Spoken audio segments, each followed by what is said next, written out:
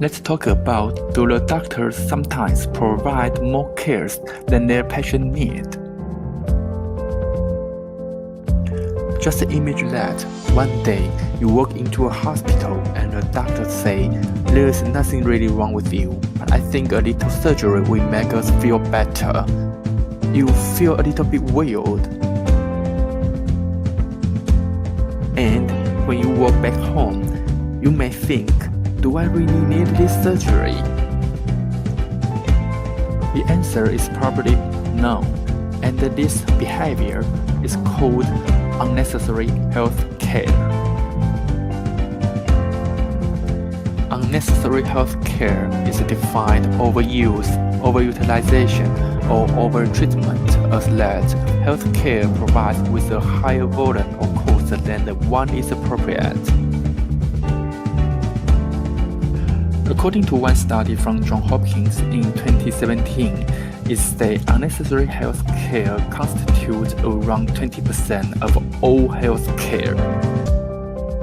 In the unnecessary health care, procedure made up 11.1%, drug constitutes 22%, and tests were around 67%. On average, the Americans spent $210 billion on unnecessary health care every year. What does cause unnecessary health care in our daily life? Probably we can discuss from three dimensions: patient, physician, and hospital. In patient level, we may have four reasons. The first one is more is better. The second one is higher income, and the third one is moral hazard, and the last one is overestimation. Firstly, more is better. For some people, they want more health care, they want more drugs, they want more intervention, because they believe more is better. However, those health care is probably unnecessary. Secondly, since more people have higher income, they can afford more examinations, more interventions, and more health care. But similarly, no one can make sure whether or not this health care is necessary. The third one is moral hazard. Some people do not take care of themselves well because they think they have medical insurance. Therefore, they may overuse or misuse these healthcare services. For the patient reason, the last one is overestimation. Some patients may overstate their discomfort, and this may make the doctor overestimate their diseases, and subsequently it causes overuse and overtreatment.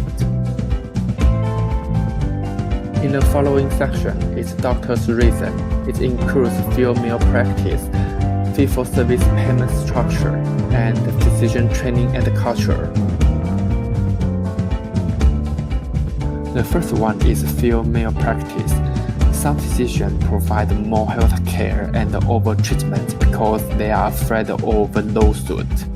This behavior leads to defensive medicine and unnecessary health care.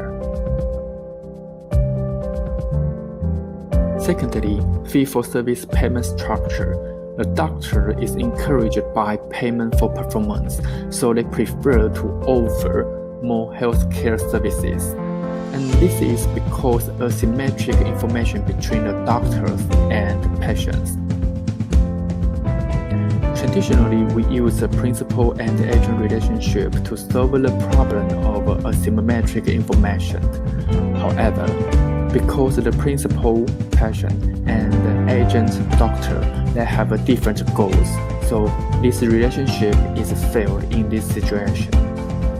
Thirdly, the physicians are requested to differential diagnosis as much as they could during their training course, so they would like to use the mode examination and the test to help them to make more correct diagnosis of a disease.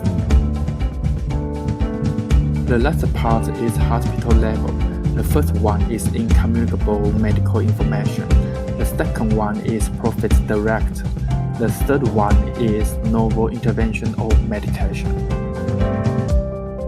Incommunicable medical information exists in different hospitals because it have different IT systems and it want to protect patients' privacy. It causes duplicated medication, examinations, and tests. The second one is some hospitals are run in commercial mode and they want to maximize their profit, so they provide unnecessary healthcare services to their patients. The third one is novel intervention or medication. Some hospitals investigate new technique or drugs to promote themselves and they want to attract more patients to their hospitals. However, this intervention and the medications may be unnecessary. After we talk about possible reasons to cause unnecessary health care, you may think, does it matter? Some people argue that unnecessary health care doesn't exist in our daily practice, and they believe these healthcare services can help our patients to have a better care quality. However, a lot of studies show the negative result against these people. Apart from wasting money, more intervention may produce more complications, more drugs may cause more adverse effects. And one study also showed that overly aggressive care causes mistakes and injuries, resulting in 30,000 deaths a year. But how do we improve this situation? The first one is education. We have to educate the public to know the more is not always the better, because more examination and tests would be harmful. Secondly, patients are encouraged to think twice if they really need these examinations, tests, and medication.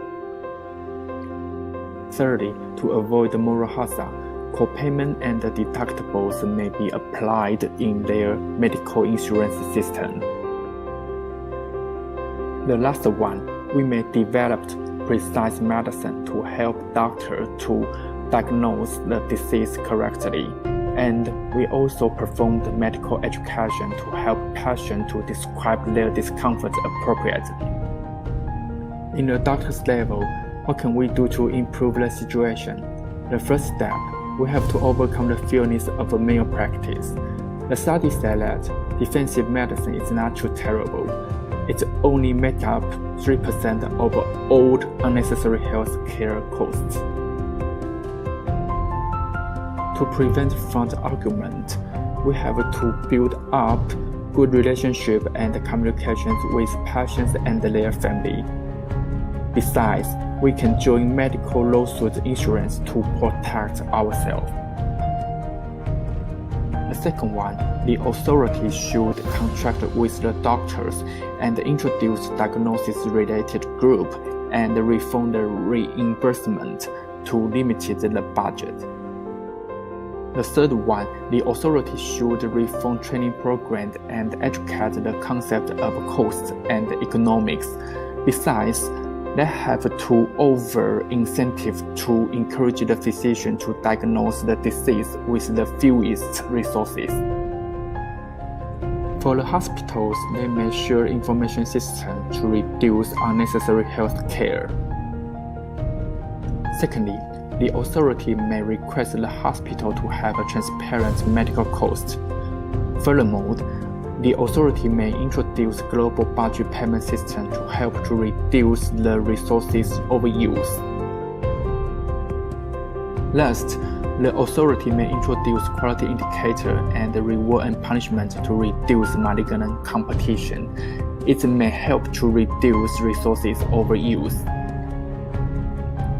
Therefore, obviously, doctors do sometimes provide more care than their patients need. This unnecessary health care does not only waste money, but also damage our health.